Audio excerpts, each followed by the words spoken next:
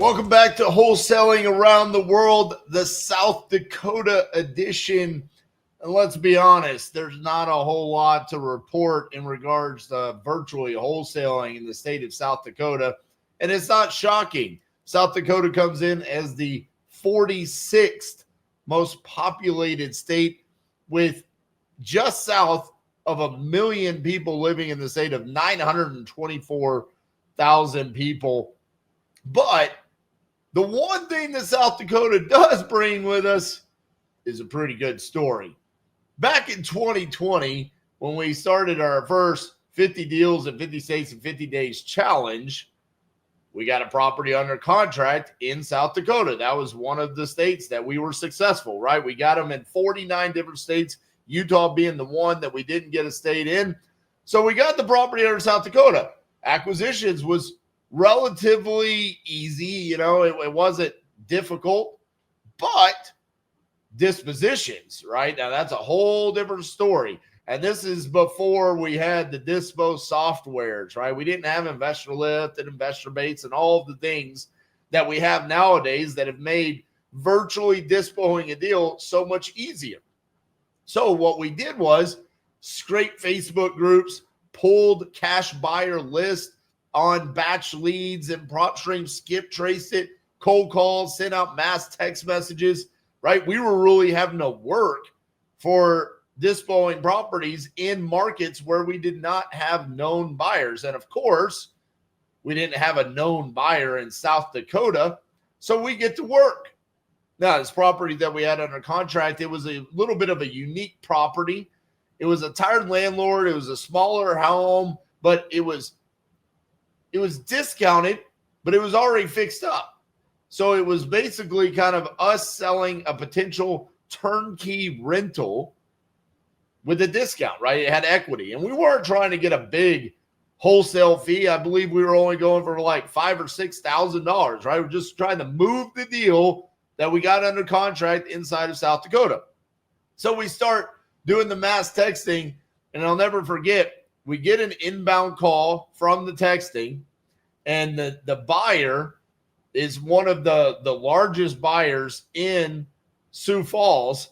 He calls us and he's like, why are you trying to sell me my cousin's house? And it was at that moment that I realized wholesaling in South Dakota is really hard. Right? This is one of those areas where, hey, everybody's going to know everybody.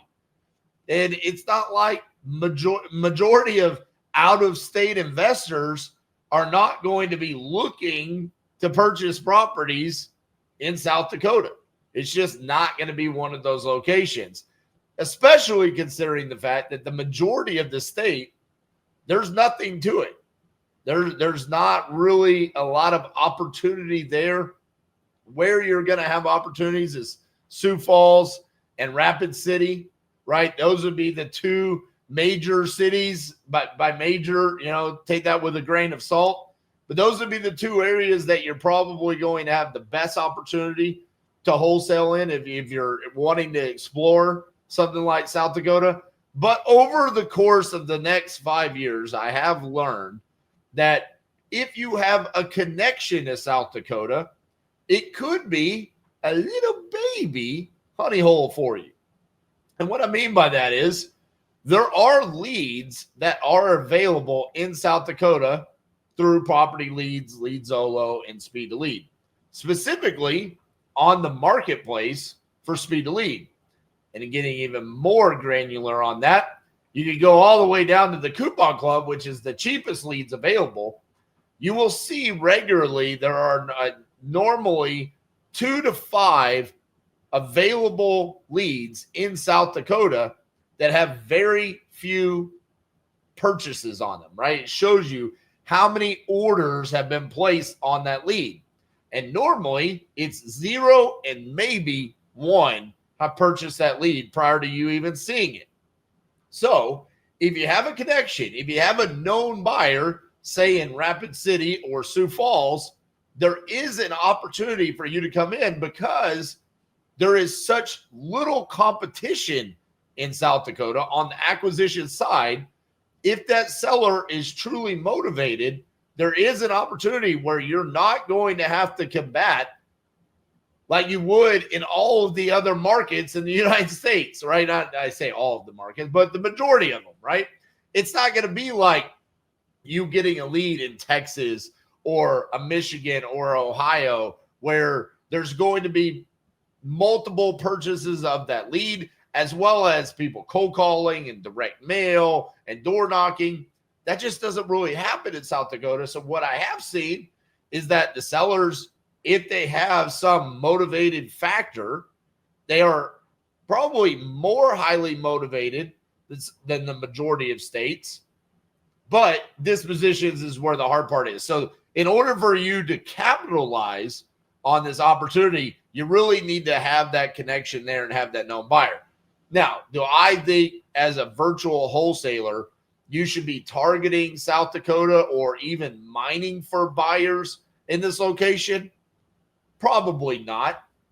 Now, if you already have traction in other markets and you're just wanting to expand and find a new opportunity, could you take a couple of days to try to mine for a buyer inside of Sioux Falls or Rapid City and see what their buy box is and see if they're currently wanting to purchase properties? Do I recommend that?